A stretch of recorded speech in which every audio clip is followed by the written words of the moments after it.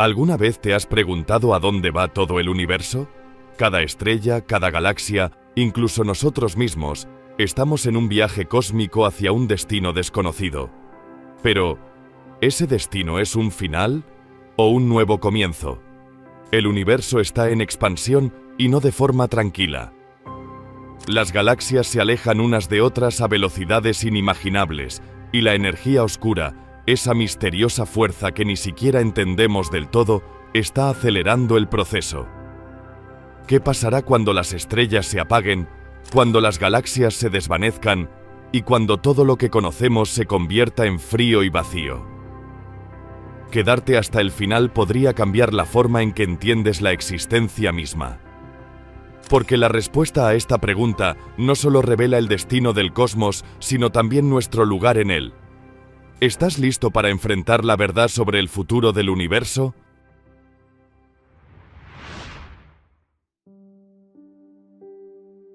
En la década de 1970, los astrónomos descubrieron que nuestra galaxia, la Vía Láctea, está en movimiento. Atraídos por fuerzas invisibles, estábamos siendo arrastrados hacia algo, pero no podíamos ver qué era. Nuestro destino final estaba oculto por la zona de evitación, una región del cielo oscurecida por el gas y el polvo del disco galáctico. Como una pequeña balsa a la deriva en un vasto océano en una noche sin luna, estábamos atrapados en la corriente, dirigiéndonos hacia un lugar desconocido. Y no estábamos solos, porque no era solo la Vía Láctea la que estaba en movimiento, sino todos nuestros vecinos galácticos. Dos astrónomos, R. Brent Tully y J. Richard Fisher, utilizaban el radiotelescopio Parkes en Australia para llevar a cabo un estudio de galaxias distantes, intentando con sus modestas observaciones reconstruir sus movimientos. Y al mismo tiempo, varios equipos de astrónomos observaban el fondo cósmico de microondas, el baño de radiación que persiste como un vestigio de los primeros días del Big Bang. De manera independiente, ambos grupos encontraron las primeras pistas de este gran flujo cósmico. Las galaxias que Tully y Fisher mapearon parecían compartir un locus común, con sus velocidades reconstruidas apuntando aproximadamente en la misma dirección. Por otro lado, el fondo cósmico de microondas mostraba una diferencia de temperatura a lo largo del cielo. Era ligeramente más cálido en una dirección y más frío en la opuesta. Gran parte de esta discrepancia podía eliminarse al considerar el movimiento del Sol alrededor del núcleo de la Vía Láctea. Pero tras realizar esa corrección, quedaba un residuo, una fuente de movimiento inexplicada relativa al marco de referencia cósmico definitivo, con una velocidad que ascendía a cientos de kilómetros por segundo. Parecía como si la Vía Láctea y todas las demás galaxias en nuestra vecindad cósmica estuvieran siendo atraídas hacia un punto particular, una ubicación específica en el universo, como si estuvieran atadas por grandes cadenas invisibles que se extendían a decenas de millones de años luz. No podíamos verlo, no podíamos mapearlo, no podíamos entender qué era. Durante décadas, lo mejor que pudimos hacer fue simplemente darle un nombre: el Gran Atractor, una gran fuente de movimiento inexorable, un persistente sumidero de gravedad, un punto único en el cosmos que tira y tira y tira. Nuestra galaxia entera, y miles de otras, hogar de cientos de miles de millones de estrellas y de incontables planetas, es arrastrada hacia el Gran Atractor como una polilla indefensa hacia una llama. Y, sin embargo, por extraño que parezca, esta no es una situación inusual en el cosmos. El universo está lejos de ser estático. Cada objeto dentro de él se encuentra en un estado de movimiento inquieto. Desde la órbita de la Tierra alrededor del Sol, pasando por la deriva del Sol dentro de nuestra galaxia, hasta el vertiginoso desplazamiento de la Vía Láctea hacia el Gran Atractor. Y este ni siquiera es el ejemplo más grande del universo, pues el Gran Atractor resultó ser solo la punta de un iceberg cósmico mucho más vasto que se desplaza a lo largo del cielo, con estructuras y movimientos cósmicos que empequeñecen todo lo que habíamos visto antes. Nada está quieto, todo se dirige a algún lugar. La pregunta es, ¿a dónde? El 23 de septiembre de 1999, el Mars Climate Orbiter perdió contacto con la NASA mientras se aproximaba al planeta. La misión se perdió por completo, y más tarde se descubrió que todo se debió a un error al convertir unidades métricas a imperiales. Incluso proyectos de miles de millones de dólares diseñados para funcionar perfectamente pueden fallar. Nuestro universo está definido por el movimiento, y una forma de describir la historia de la ciencia es a través de nuestra creciente conciencia sobre la inquietud del cosmos. Durante milenios, las mentes científicas más brillantes de Europa y el Medio Oriente creían que la Tierra estaba perfectamente inmóvil y que los cielos giraban a su alrededor. Aquellos primeros astrónomos se dedicaron a explicar y predecir el movimiento de otros objetos: el Sol, la Luna, los planetas conocidos y las estrellas. Sus predicciones funcionaban sorprendentemente bien, pero su sistema cosmológico de movimiento no era perfecto. De hecho, era un embrollo matemático torpe que dependía de pequeñas órbitas circulares anidadas dentro de otras más grandes, algunas de las cuales estaban centradas en la Tierra y otras en otros puntos. Así, en su lecho de muerte, en 1543, el astrónomo polaco Nicolás Copérnico publicó sobre las revoluciones de las esferas celestes una reformulación radical del antiguo sistema que situaba al Sol en el centro del universo, inmóvil y estático, con la Tierra en movimiento a su alrededor junto con los demás planetas. La reacción al trabajo de Copérnico fue mixta. Por un lado, representaba una audaz reestructuración del universo. Por otro, era, en cierto modo, tan desordenado como el sistema antiguo que intentaba reemplazar. Además, planteaba más de unas cuantas preguntas sin respuestas sencillas. Primero y principal, si la Tierra estaba en movimiento, ¿cómo podíamos saberlo? Sabemos que nos movemos en la superficie de la Tierra de diversas maneras. Podemos sentir el viento en nuestra cara al correr o ver cómo un objetivo distante se acerca. Entonces, ¿por qué no sentimos un gran vendaval mientras la Tierra orbita alrededor del Sol? ¿O por qué no somos lanzados al vacío del espacio debido a la increíble rotación de nuestro planeta? Se necesitaron siglos de ciencia y el desarrollo de la teoría de la gravitación de Newton para que se completara el panorama. Hoy sabemos que no sentimos el movimiento de la Tierra porque estamos en movimiento junto con ella. Y dado que el vacío del espacio es justamente eso, un vacío, no hay nada contra lo que podamos empujar que delate ese movimiento. Pero, ¿cómo podemos garantizar que la Tierra realmente está en movimiento? ¿Existe un marco de referencia estándar? De hecho, Newton asumió que existía un marco fijo de referencia universal, desde el cual se podía medir todo movimiento. Sin embargo, al formular la relatividad, Einstein rechazó el concepto de una regla fija y universal contra la que pudiéramos juzgar el movimiento. En su lugar, afirmó que todo movimiento inercial es relativo. La única forma de medir tu movimiento es en referencia a algo más. A partir de esta idea fundamental, floreció el resto de la teoría de la relatividad, la estructura del espacio-tiempo, la equivalencia de la masa y energía, las limitaciones de la velocidad de la luz. Todo ello. Imagina viajar en una nave espacial sin motor y encontrarte con un amigo haciendo lo mismo. Ambos están en un marco de referencia inercial, moviéndose a una velocidad constante. Al cruzarse, podrías declarar que tú estás en movimiento y que tu amigo está quieto. En relatividad, tu amigo tiene el mismo derecho de afirmar que él está en movimiento y que tú eres quien está inmóvil. Estas dos perspectivas son igualmente válidas. A pesar de esto, podemos saber que la Tierra está girando debido a la fuerza de Coriolis, que desvía las corrientes de aire para formar huracanes y tifones. Incluso si nuestro cielo estuviera completamente vacío, sin una sola estrella visible, y no quedara nada que medir excepto lo que tenemos frente a nosotros, todavía podríamos deducir el movimiento de rotación de la Tierra. Pero el movimiento de la Tierra a través del universo más amplio es un asunto completamente diferente.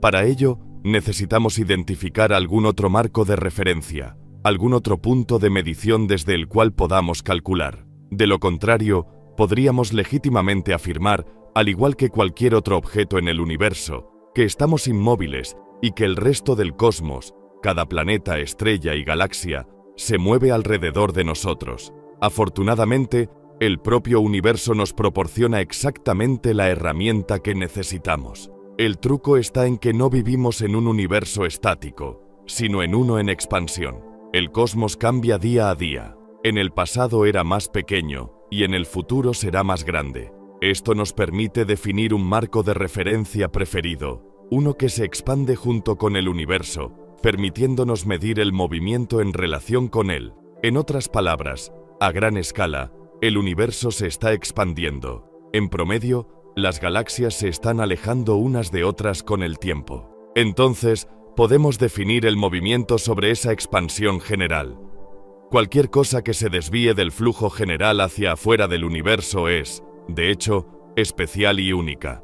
En el lenguaje de la cosmología, esto se conoce como velocidad peculiar, y estas velocidades pueden variar desde unos pocos cientos hasta unos pocos miles de kilómetros por segundo. Con este conjunto de herramientas matemáticas, los cosmólogos pueden empezar a comprender no solo la rotación de la Tierra o la órbita de nuestro planeta alrededor del Sol, sino también el movimiento del sistema solar dentro de la galaxia y la dinámica de la Vía Láctea en el universo más amplio. Así, sin siquiera sentirlo y sin dar un solo paso, recorrerás una distancia increíble a lo largo de tu vida. Primero está la rotación de la Tierra.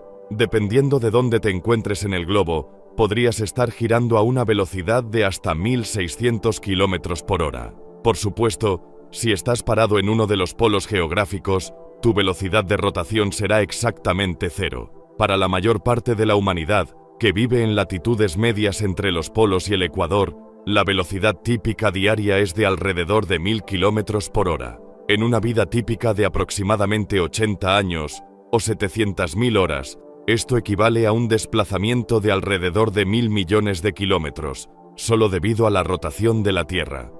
Pero la Tierra también orbita alrededor del Sol a una velocidad promedio de 30 kilómetros por segundo. Durante tu vida, esto suma otros 80.000 millones de kilómetros de movimiento total.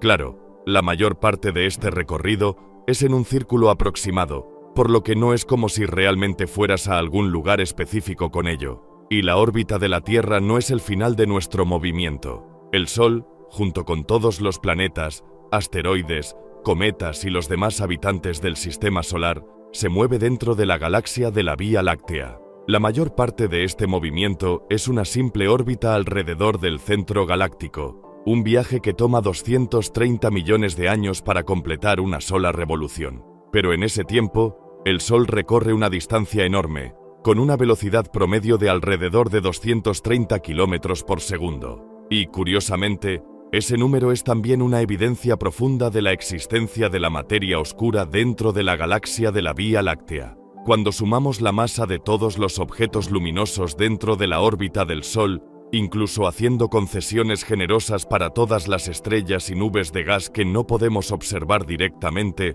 no hay suficiente material para mantener al Sol en una órbita estable. Si no hubiera una fuente adicional de masa, la velocidad actual del Sol debería haber asegurado que hubiese sido completamente expulsado de la Vía Láctea hace miles de millones de años. Sin embargo, el Sol todavía está aquí, orbitando, atrapado por una forma invisible de materia, la materia oscura, que aporta su peso a la galaxia y mantiene todo unido. Además de su órbita alrededor del centro galáctico, el Sol también se mueve perezosamente hacia arriba y hacia abajo, como una boya en un océano oscuro, un subproducto de las inestables influencias gravitacionales de todos sus vecinos. A lo largo de millones de años, el Sol asciende miles de años luz por encima del plano galáctico antes de sumergirse en él, alcanzando un mínimo y comenzando el ciclo de nuevo. Actualmente el Sol está atravesando una región conocida como la burbuja local, una cavidad creada en el medio interestelar por la explosión de una supernova que ocurrió hace millones de años.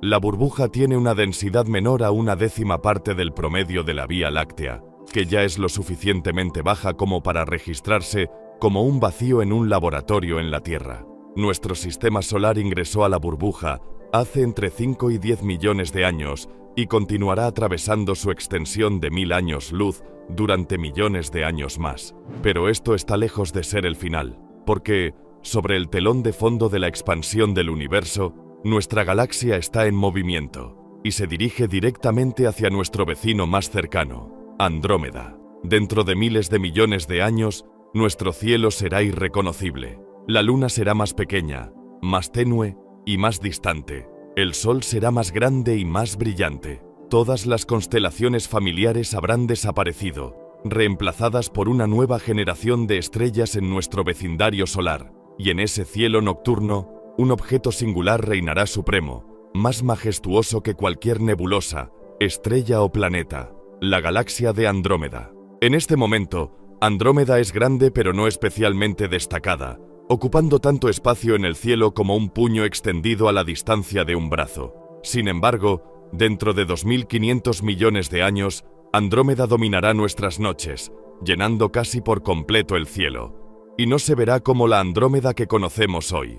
En ese futuro lejano será grotesca y distorsionada, su forma previamente simple retorcida por las tremendas fuerzas gravitacionales, al comenzar a entrelazarse con la Vía Láctea. 1000 millones de años después, la Andrómeda que llena el cielo estará en llamas con estrellas gigantes, ya que las interacciones gravitacionales entre las dos galaxias encenderán una nueva oleada de formación estelar 1000 veces más intensa que su ritmo actual, y serán miles de millones de años después de eso, mucho después de que nuestro Sol haya exhalado su último aliento, cuando termine el proceso de fusión entre Andrómeda y la Vía Láctea. El núcleo de la nueva galaxia brillará con una prominencia fantasmal en el cielo, más brillante que cualquier otro objeto nocturno. Una a una, las estrellas gigantes morirán, abandonando el escenario cósmico en un destello de energías de supernova.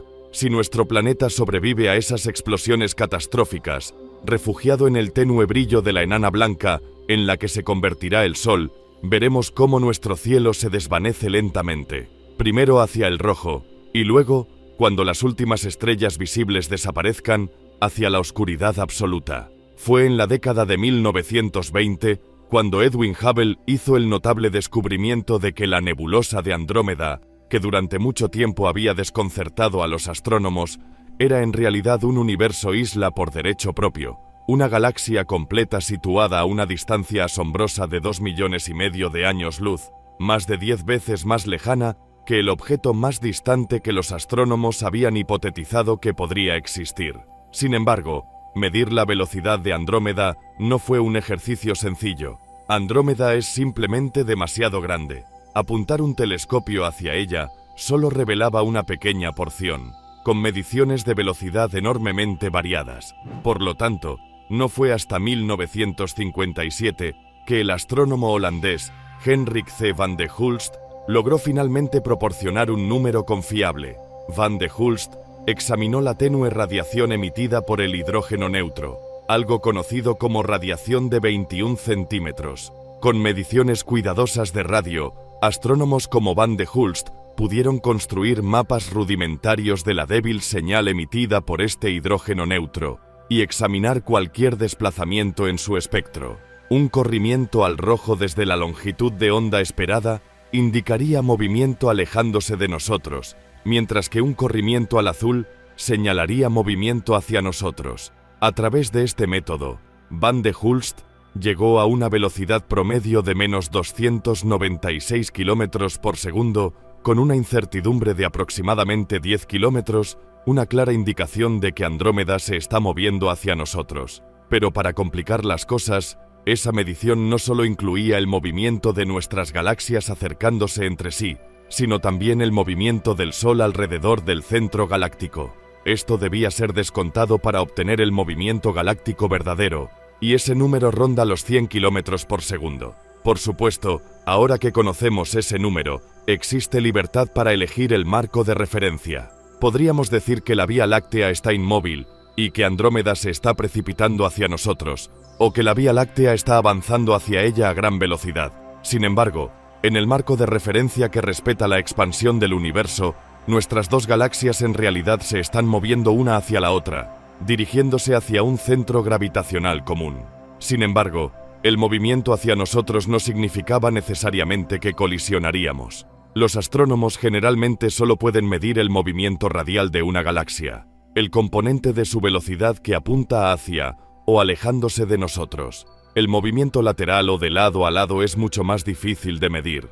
No fue hasta 2012, cuando un equipo de astrónomos liderado por Sang-Mo Tony-Son utilizó el telescopio espacial Hubble para medir las velocidades de miles de estrellas dentro de Andrómeda, que tuvimos nuestra primera imagen clara de su verdadera trayectoria tridimensional. Fue entonces cuando nos dimos cuenta de que realmente estábamos en rumbo de colisión. La diversión comienza en tan solo 2,000 millones de años. A medida que nuestras galaxias se acerquen, sus inmensas interacciones gravitacionales comenzarán a distorsionarlas y remodelarlas. La causa es la misma física que gobierna las mareas oceánicas en la Tierra. Las partes de cada galaxia más cercanas entre sí recibirán una atracción gravitacional más fuerte que el resto, mientras que las partes en los lados opuestos recibirán la atracción más débil.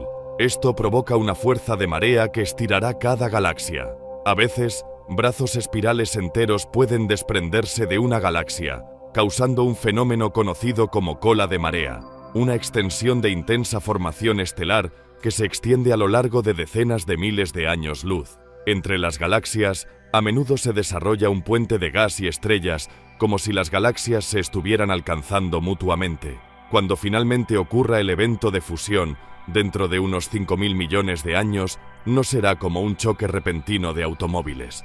La mayor parte del volumen de cada galaxia es espacio casi vacío, compuesto por poco más que una fina dispersión de plasma estirada entre las estrellas. Mientras tanto, el gas se entrelazará formando frentes de choque y complejas ondas de perturbaciones. Las estrellas simplemente pasan una junto a la otra como dos enjambres de abejas. Pero eso no significa que las estrellas salgan ilesas. En medio de una fusión galáctica, las estrellas se acercarán peligrosamente unas a otras, no lo suficiente como para emparejarse y fusionarse, pero sí lo bastante cerca como para alterar sus órbitas. En resumen, todo se convertirá en caos. El plano de los discos galácticos será reemplazado por un lío enredado de órbitas complejas y superpuestas. La mayoría de las estrellas sobrevivirán en esta nueva realidad, pero algunas serán dispersadas, recibiendo aumentos de energía de encuentros cercanos, lanzadas lejos de su hogar galáctico para siempre. El primer paso de la fusión tomará más de 100 millones de años para completarse, y se repetirá varias veces durante unos pocos cientos de millones de años, con cada ciclo de colisión, interacción y separación volviéndose progresivamente más corto. Cada una de estas interacciones conducirá a una nueva ronda de formación estelar y compresión y fragmentación de gas. En su pico, el proceso de formación estelar en la galaxia fusionada podría alcanzar más de 1000 veces su tasa actual. Y así, por un breve momento, será hermoso. La galaxia fusionada adornada con millones de estrellas recién nacidas, brillando en blanco y azul, una deslumbrante liberación de las titánicas energías que impulsaron la colisión. Pero luego, tristemente, llega el trágico final.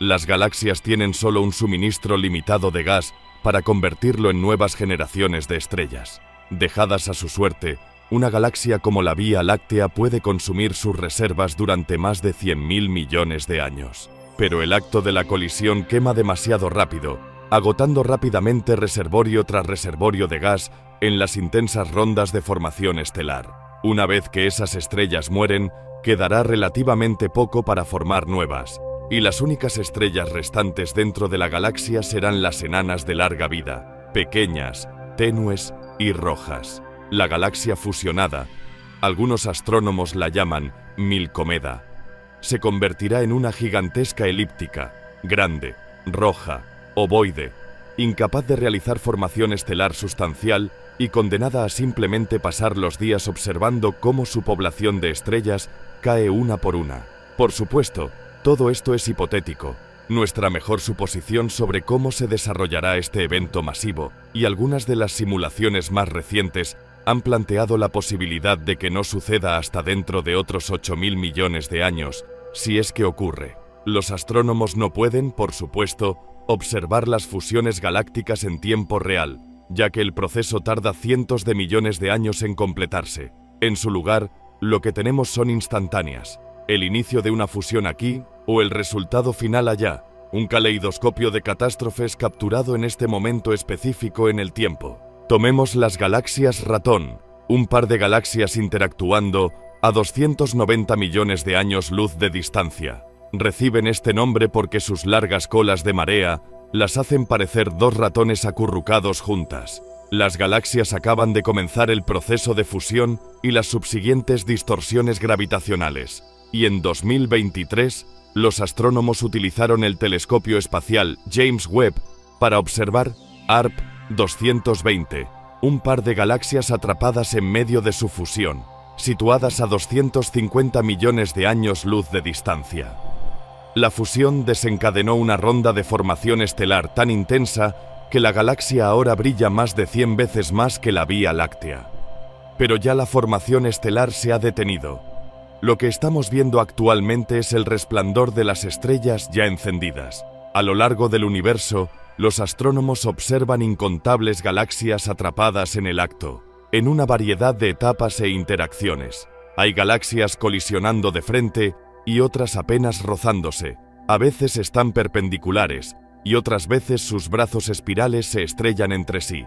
A veces más de dos están atrapadas en una lucha por la dominancia gravitacional. Y así, el proceso de fusiones galácticas comenzó hace miles de millones de años, incluso antes de que las galaxias mismas surgieran, y continuará en el futuro, porque el viaje de la Vía Láctea no termina en su fusión con Andrómeda. Nuestro movimiento a través del universo está lejos de terminar y se dirige hacia una dirección que apenas entendemos. Más allá del gran atractor, a veces las matemáticas pueden ser una bola de cristal que permite al observador cuidadoso asomarse a los remotos alcances del espacio y el tiempo. Y a veces, esa bola de cristal comienza su propia historia en un espacio y tiempo muy distantes de la cosmología moderna. Tomemos las amplias consecuencias del trabajo del matemático francés Gaspard Monge, aunque él no lo supiera en ese momento. En su rol como ministro de la Marina en la Francia revolucionaria en 1792, estaba más interesado en resolver problemas de optimización en el transporte de mercancías. Décadas más tarde, el gran pionero André-Marie Ampère tomó el trabajo de Monge y lo amplió, generando una ecuación que desde entonces ha encontrado aplicación en diversos contextos económicos, por ejemplo, en encontrar la forma más eficiente de mover recursos entre minas y fábricas. Y en medio de la Segunda Guerra Mundial, el matemático soviético Leonid Kantorovich llevó el trabajo de Monge y Ampère al siguiente nivel, extendiendo y aplicando sus ecuaciones a los espinosos problemas logísticos enfrentados por la máquina de guerra soviética. Pero finalmente, en un hermoso ejemplo de la universalidad de la física, en la década de 1970, el cosmólogo canadiense-estadounidense Jim Peebles se dio cuenta de que las mismas ecuaciones podían usarse para describir el movimiento eficiente de masa en el ensamblaje y formación de galaxias. Proveniente de un entorno humilde, hijo de un trabajador en una bolsa de granos y una ama de casa, Jim estudiaría en la Universidad de Princeton y eventualmente se convertiría en una figura clave en el campo de la cosmología.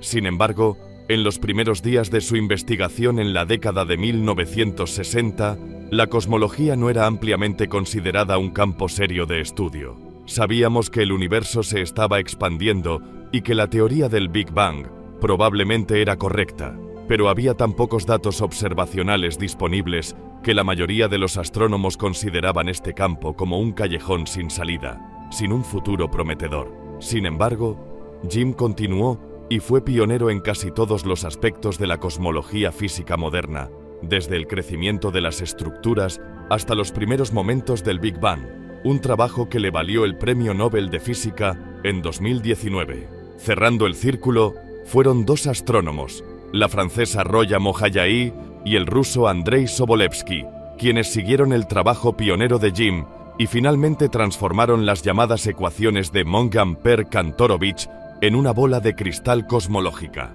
Descubrieron que podían tomar las posiciones actuales de las galaxias y combinar esa información con datos limitados sobre sus velocidades para transportar esas galaxias al pasado. El truco detrás de este enfoque es que sabemos cómo se mueven las galaxias. Están influenciadas por su atracción gravitacional mutua y sabemos cómo funciona la gravedad. Esta técnica permite a los cosmólogos tomar el estado actual de una colección de galaxias y calcular dónde deberían haber estado en el pasado. No es una técnica perfecta. Cada paso hacia atrás en el tiempo introduce incertidumbres cada vez mayores y no puede retroceder hasta el Big Bang, pero funciona. Con este método, Brent Tully y sus colaboradores han publicado catálogos actualizados continuamente llamados Cosmic Flows, que mapean decenas de miles de galaxias alrededor de la Vía Láctea junto con sus posiciones hace miles de millones de años. Esa información permite a Tully y sus colegas reconstruir los movimientos de las galaxias a través del tiempo cósmico, no solo hacia el pasado, sino también hacia el futuro, dándoles la capacidad de predecir hacia dónde se dirige la Vía Láctea. Y es a través de esta técnica, una combinación de observaciones intensas y cuidadosas junto con ingeniosas bolas de cristal matemáticas, que finalmente podemos comprender la forma y la influencia del gran atractor, y cuál será nuestro destino final en el universo. La expansión del universo nos permite construir un marco de referencia preferido desde el cual podemos juzgar todo movimiento, es decir, su movimiento relativo al flujo general de expansión. Podemos crear mapas detallados de la velocidad de las galaxias cercanas para intentar determinar ese flujo general, un trabajo laborioso y propenso a errores. Sin embargo, afortunadamente, el propio universo nos proporciona una instantánea de ese marco de referencia cosmológico. La confirmación de la existencia del gran atractor no provino de mapas de galaxias locales, sino de la fuente de luz definitiva de todo el universo. El fondo cósmico de microondas, CMB, por sus siglas en inglés. El CMB se generó cuando el universo tenía aproximadamente 380.000 años de edad, durante la transición de un plasma caliente y denso a un gas ligeramente menos caliente pero neutral, que inundó el cosmos con radiación.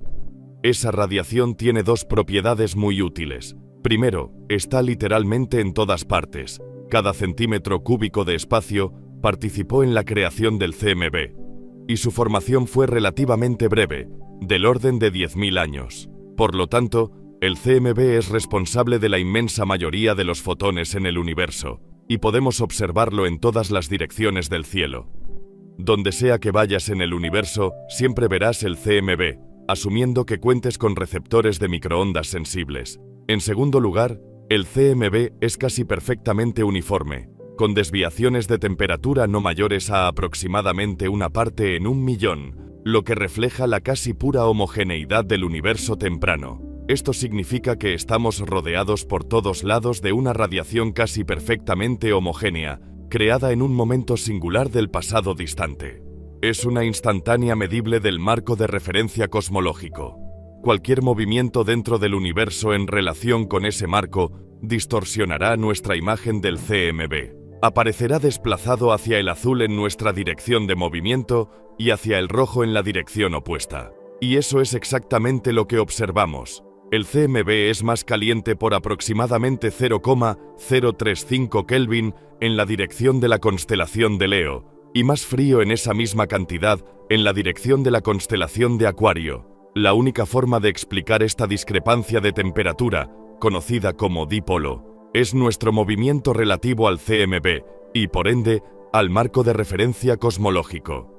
Para que se produzca este desplazamiento medido, nuestra velocidad debe ser de aproximadamente 600 km por segundo. Por supuesto, una parte de esa velocidad se debe a la órbita del Sol alrededor del centro de la Vía Láctea y otra parte a nuestra inevitable colisión con Andrómeda. Pero incluso después de restar esos factores, aún queda un residuo de aproximadamente 300 km por segundo. Y la dirección de ese movimiento, una vez contabilizada la órbita del Sol y la trayectoria de colisión de la Vía Láctea, apunta directamente hacia el gran atractor. Las grandes estructuras de nuestro universo se han formado a lo largo de miles de millones de años de movimiento incesante y continuo. La Vía Láctea comenzó siendo pequeña, con apenas unos pocos miles de estrellas agrupadas en la oscuridad, pero nació en movimiento, y a través de fusiones sucesivas, creció hasta alcanzar su estado actual. Esta misma historia se ha repetido billones de veces en todo el universo visible,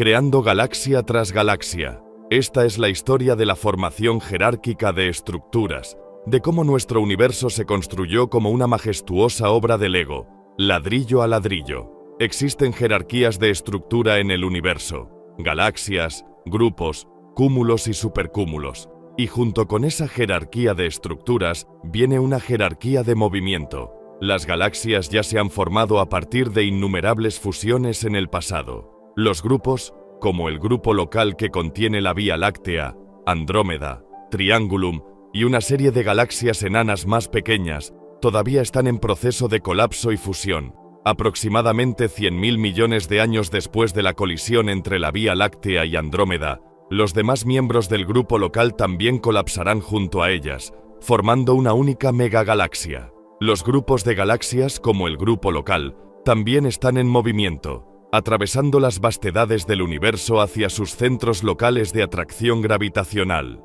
los cúmulos de galaxias. El cúmulo más cercano a nosotros es el cúmulo de Virgo, hogar ya de miles de galaxias y que atrae a decenas de miles más hacia él.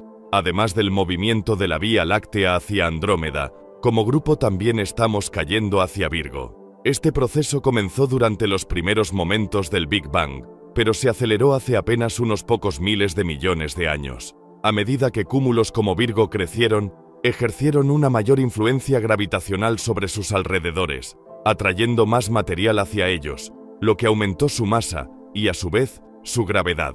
Hace mucho tiempo, el naciente cúmulo de Virgo empezó a ejercer un leve tirón gravitacional sobre el grupo local, y a medida que el cúmulo creció, ese leve tirón se convirtió en una fuerza formidable. Este crecimiento impulsado por la gravedad no se detiene a nivel de los cúmulos. Los cúmulos son las estructuras más grandes unidas gravitacionalmente en el universo. Ya están formados, ya están completos, y simplemente ansían más materia.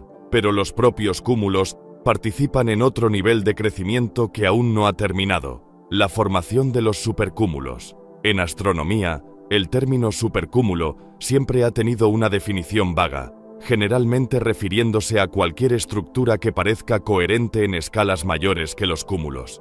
Ya en 1863, los astrónomos William y John Herschel notaron un exceso de nebulosas, que en realidad eran galaxias, en la dirección del cúmulo de Virgo. En la década de 1950, el astrónomo Gerard de Vaucouleurs identificó tentativamente este exceso de galaxias como una estructura propia, llamándola supergalaxia local, término que luego cambió por supercúmulo local. Sin embargo, debido a que los supercúmulos aún no están completamente ensamblados, no tienen límites o fronteras claramente definidos. Inicialmente, los astrónomos creían que el cúmulo de Virgo estaba en el corazón del supercúmulo local, también conocido de manera algo confusa y poco original como el supercúmulo de Virgo, una colección aproximada de alrededor de 100 grupos de galaxias y cúmulos individuales que abarca más de 100 millones de años luz de ancho. A partir de 2014, Brent Tully, quien identificó por primera vez los indicios del gran atractor,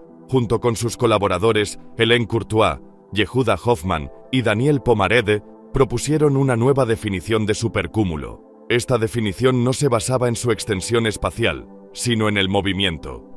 Utilizaron la técnica de reconstrucción Monge-Ampère-Kantorovich para dar vida a sus estudios de galaxias, transformándolos de instantáneas estáticas del universo actual en entidades dinámicas que revelaban de dónde provienen las decenas de miles de galaxias cercanas y hacia dónde se dirigen. Fueron los movimientos de estas galaxias los que revelaron la verdadera magnitud de nuestro supercúmulo local. Resultó que lo que pensábamos que era un supercúmulo era solo una rama, una de 4, de un ensamblaje mucho mayor, una entidad que Tully y sus colaboradores nombraron Laniakea, una palabra hawaiana que se traduce aproximadamente como cielo inmenso o cielos abiertos. La galaxia de la Vía Láctea pertenece al grupo local porque todas las galaxias dentro de este grupo se están moviendo hacia un centro común, que eventualmente formará una gigantesca galaxia singular. El grupo local pertenece a la rama de Virgo de nuestro supercúmulo porque todas se dirigen hacia el cúmulo de Virgo,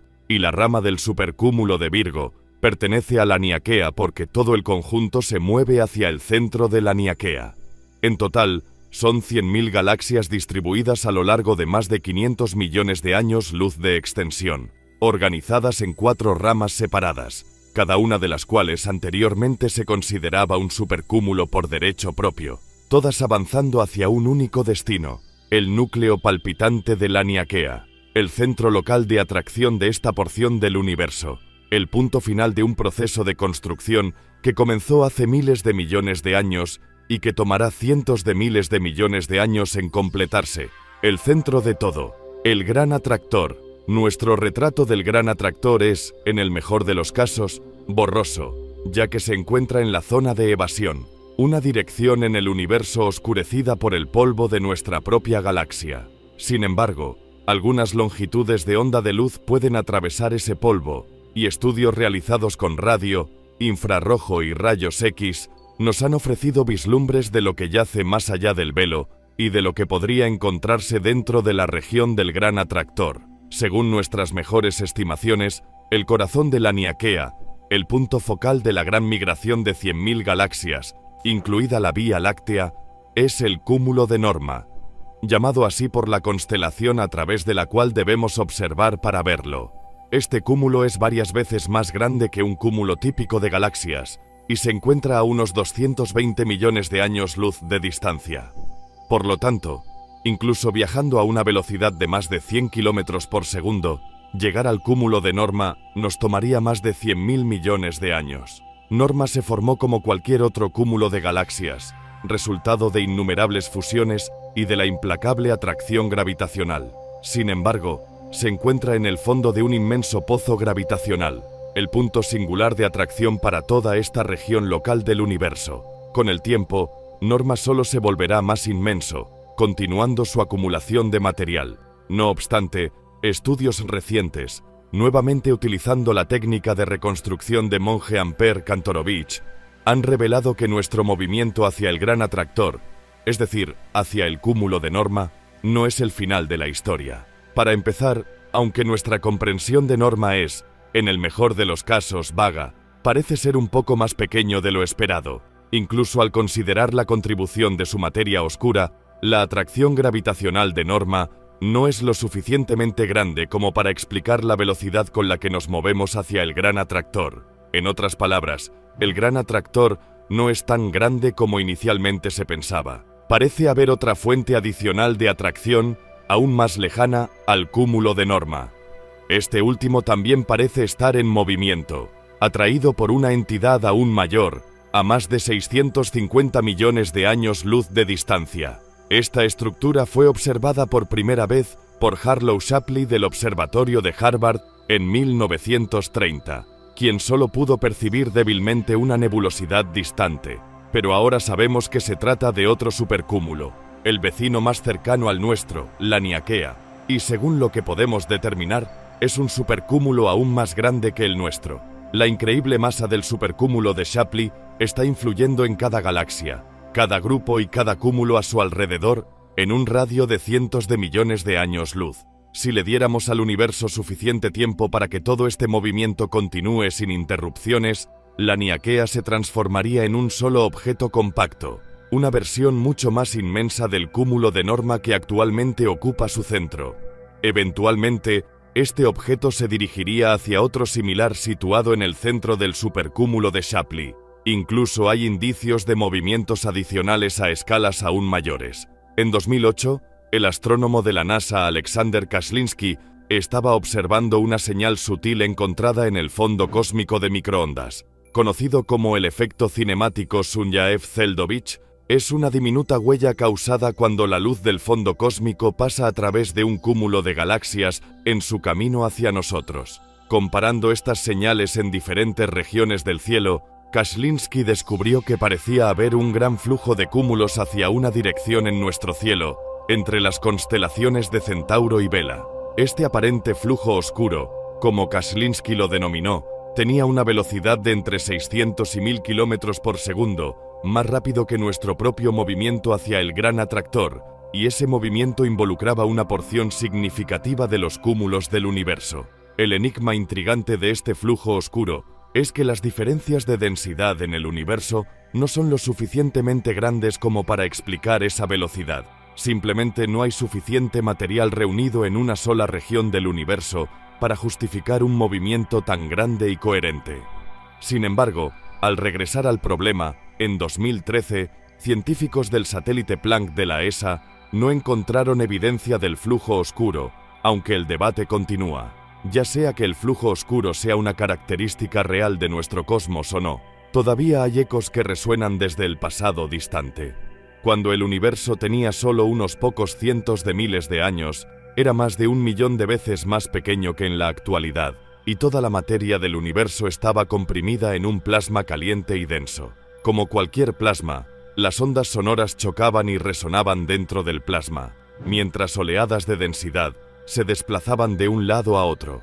Estas ondas sonoras tienen un nombre: oscilaciones acústicas bariónicas. Cuando el universo se expandió y enfrió, pasó de ser un plasma a un gas neutro, y en ese momento, las oscilaciones acústicas bariónicas quedaron congeladas en su lugar, atrapadas en la posición y estado en que estaban cuando el plasma se disipó.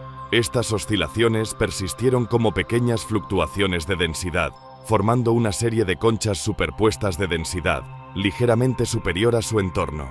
Con el tiempo, estas regiones crecieron, acumulando más materia de lo normal, y después de cientos de millones de años, más galaxias que el promedio. Hoy en día, los cosmólogos mapean la huella de las oscilaciones acústicas en extensos estudios de galaxias, utilizándolas para probar modelos sobre la historia del universo. En 2023, Brent Talley, Cullen Howlett y Daniel Pomared descubrieron que muchos cúmulos cercanos, paredes y otras estructuras de la red cósmica están dispuestos en la forma de una concha. El radio de esta concha supera los 400 millones de años luz e incluye elementos como la Gran Muralla Sloan, la Gran Muralla CFA y el Complejo de Hércules, todos centrados en el supercúmulo de Botes, entidades enormes por derecho propio. Tully y sus colaboradores creen que esta estructura es una oscilación acústica bariónica individual, un vestigio del eco caótico del plasma del universo, que todavía resuena hoy en día. De manera apropiada, la llamaron Ho-Oleilana, tomado de una parte del canto de creación hawaiano Kumulipo, Ho-Oleilei Kalana Akapo Uli Uli. De la oscuridad profunda surgieron murmullos de despertar. Finalmente, los ecos de épocas pasadas no son las únicas fuerzas que actúan en el universo profundo. Constantemente somos atraídos por la gravedad de Andrómeda, la del cúmulo de Virgo, la del Gran Atractor, la del supercúmulo de Shapley, la de Ho-Oleilana. Pero también hay fuerzas de repulsión, fuentes que no atraen, sino que empujan.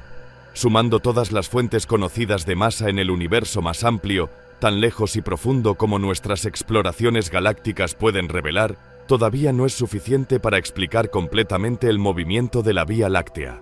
Parece haber algo más, algo en el lado opuesto del cielo al supercúmulo de Shapley, algo que aún no hemos mapeado ni comprendido por completo.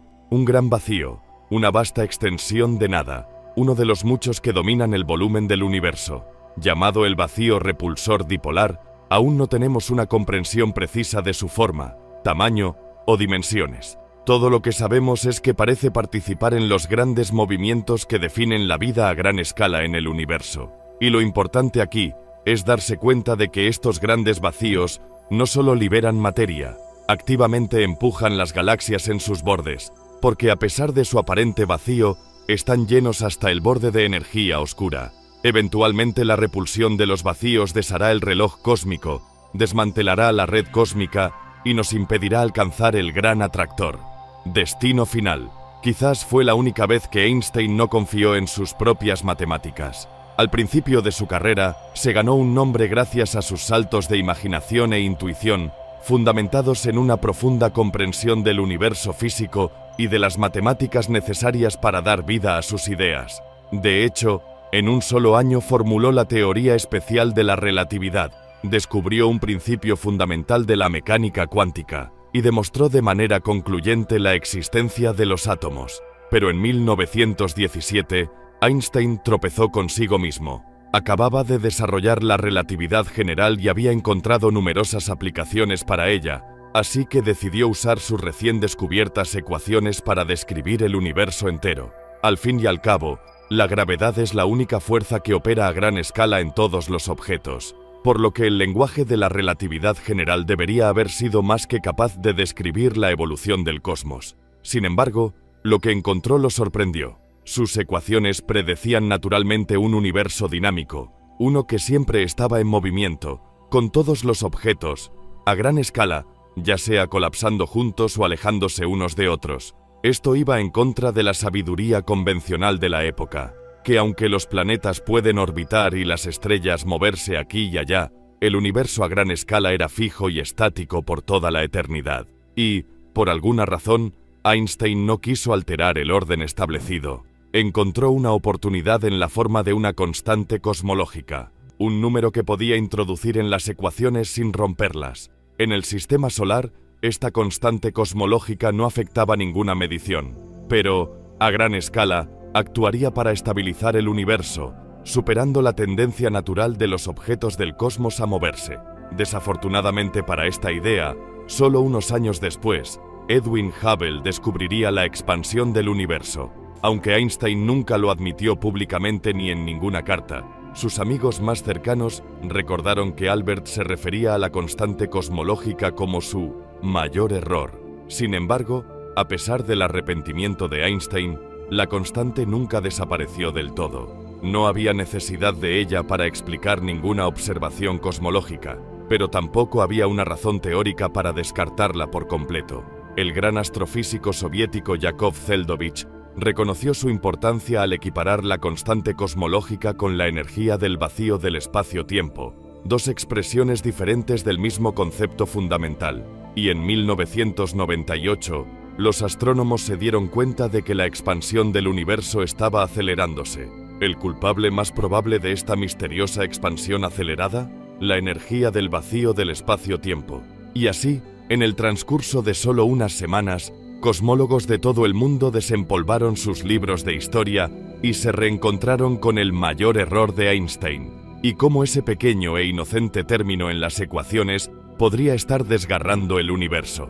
El grupo local, el cúmulo de Virgo, el supercúmulo Laniakea, todos se construyeron átomo por átomo, galaxia por galaxia.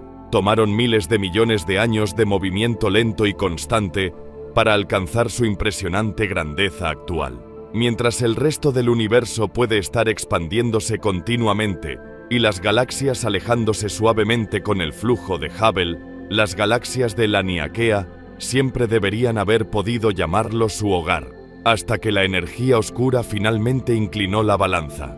Hace 5.000 millones de años, la expansión del universo diluyó toda su materia hasta un punto en el que una nueva fuerza pudo emerger triunfante.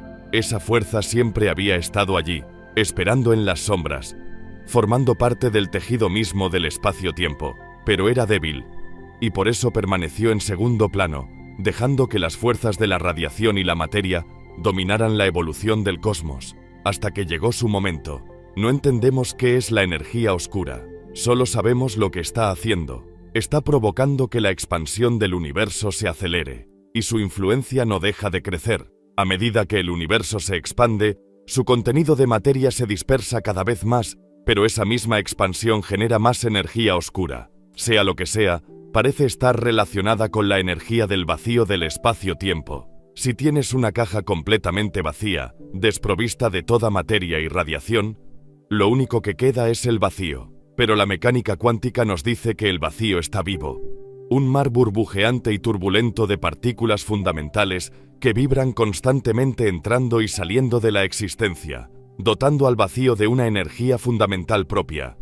La energía oscura parece ser una manifestación de esa energía del vacío. A medida que el universo se expande, hay más espacio vacío, y por tanto, más energía oscura. Hace 5.000 millones de años se alcanzó un punto de inflexión, cuando la densidad de la materia cayó por primera vez por debajo de la densidad de la energía oscura.